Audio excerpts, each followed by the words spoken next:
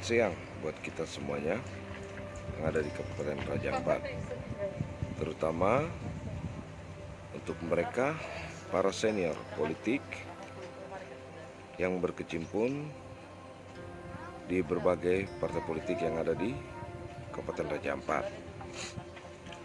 Baik, sebelumnya terimalah salam hormat saya, salam Nusantara, terutama untuk seluruh pengurus PKN di Kabupaten Raja Ampat, dan lebih khusus mereka yang ada di tingkat kecamatan atau distrik, bahkan kampung atau desa-desa yang ada di Kabupaten Raja Ampat. Baik, pada siang hari ini kita akan masuk pada topik yang telah saya sampaikan tadi, yaitu bagaimana peningkatan SDM itu kita lakukan dalam menyikapi pesta demokrasi nanti 2024. Mungkin saya akan memulainya dari berbagai pengalaman yang pernah dirasakan oleh seluruh masyarakat Raja Ampat.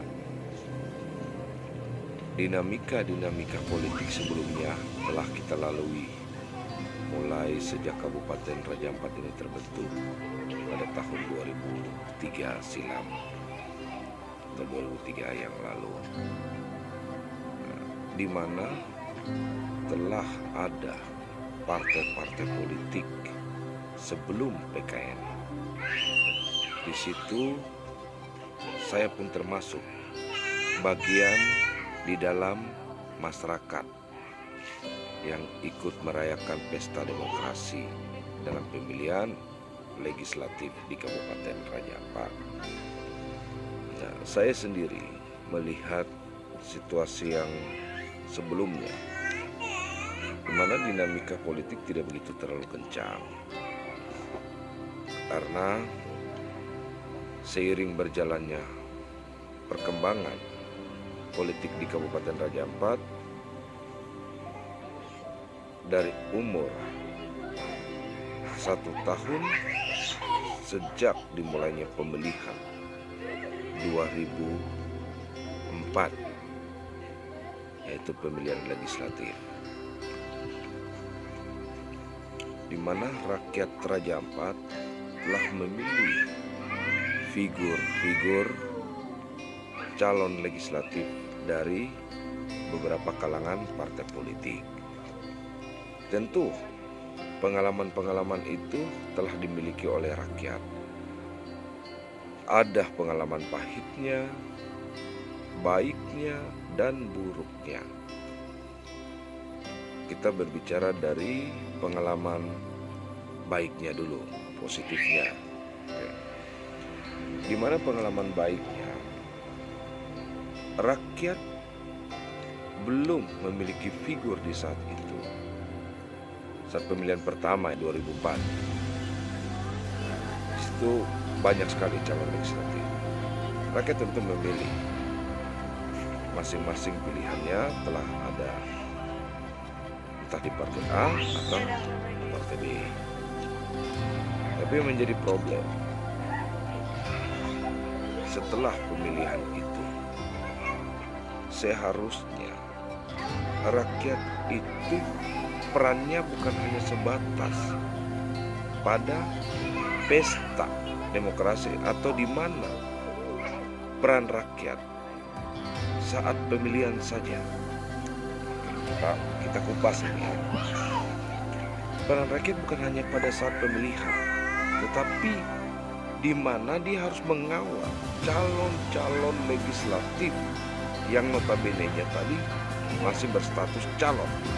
Setelah duduk, mereka sudah menjadi legislatif aktif atau definitif, seperti itu. Nah, tentu tidak boleh membiarkan legislatif tersebut berjalan atau bekerja tanpa pengawalan dari rakyat. kita kembali lagi, tanpa pengawalan dari rakyat. Saya garis bawahi bahasa itu ya, tanpa pengawalan dari rakyat.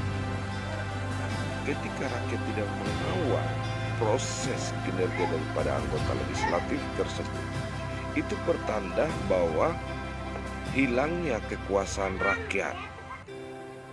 Seperti yang tertera dalam ketetapan MPR, kekuasaan tertinggi berada di tangan rakyat. Problem seperti ini yang membuat perkembangan dari sisi pembangunan, perspektif pembangunannya tentu banyak mengalami kegagalan. Mengapa demikian? Sebab DPR sendiri telah memiliki 3 fungsi. Salah satunya fungsi kontrol.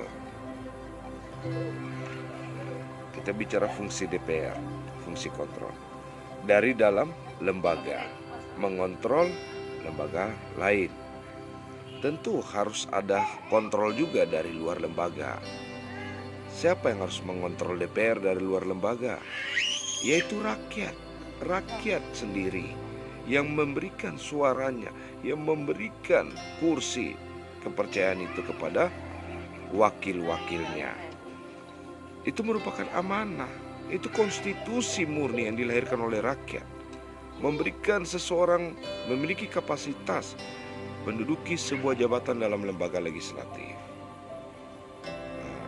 Namun kalau dia lemah dalam fungsi kontrol, ditambah lagi tidak ada pressure group atau pressure dari rakyat, lebih lemah lagi.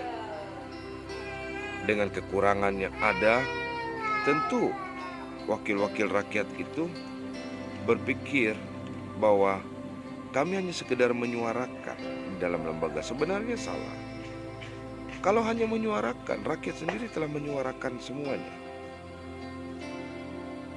Dengan harapan ketika Anda duduk di dalam sebagai DPRD Kabupaten Raja Ampat, bukan lagi menyuarakan, tetapi mengawal apa yang disuarakan oleh rakyat.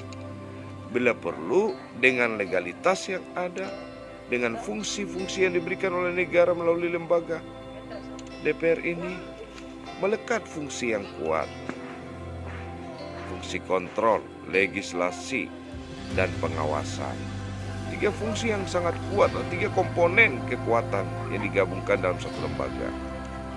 Ini menjadi problem sebenarnya. Makanya dinamika demokrasi itu sulit bertumbuh sangat baik di Kabupaten Raja Ampat karena lemahnya tadi. Fungsi kontrol dari rakyat sendiri lemah.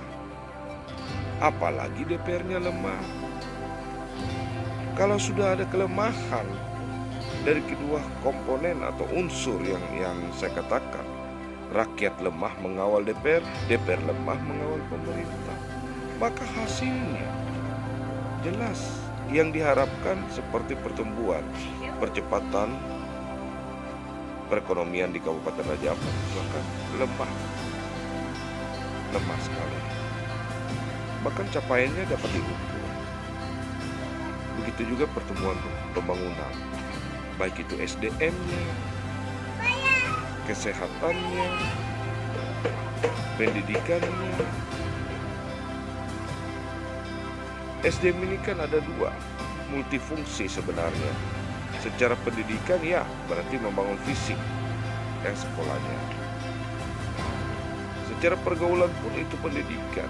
Bagaimana rakyat bergaul dengan calon-calon legislatif atau para legislator yang baik. Tentu itu merupakan pendidikan yang kita dapat langsung di lapangan. Itu akan menambah wawasan dan pikiran masyarakat.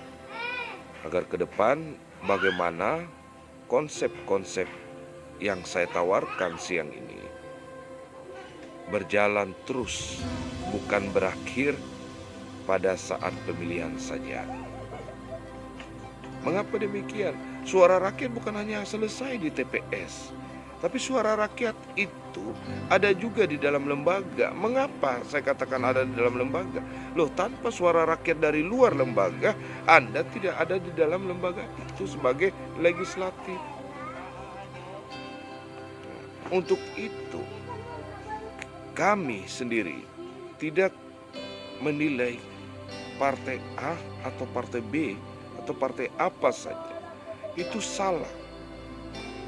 Partainya tidak salah, tetapi kepemimpinan di dalam partai itu sendiri seharusnya berpikir untuk memacu pertumbuhan SDM untuk seluruh masyarakat Raja Ampat, agar di mana apa yang menjadi cita-cita demokrasi di Kabupaten Raja Ampat, rakyat dapat membentuk karakter-karakter caleg yang betul-betul baik, dapat bekerja demi kemajuan negeri kita tercinta Kabupaten Raja Ampat. Sekian dulu dari saya. Kalau memang ada kesalahan dalam tutur kata yang saya sampaikan siang ini, mohon dimaafkan. Tidak lupa saya sampaikan salam perjuangan untuk seluruh masyarakat Raja Ampat. Mari kita sama-sama pikirkan kemajuan negeri bersama PKN Kabupaten Raja Ampat. Sekian dari saya. Salam kebajikan.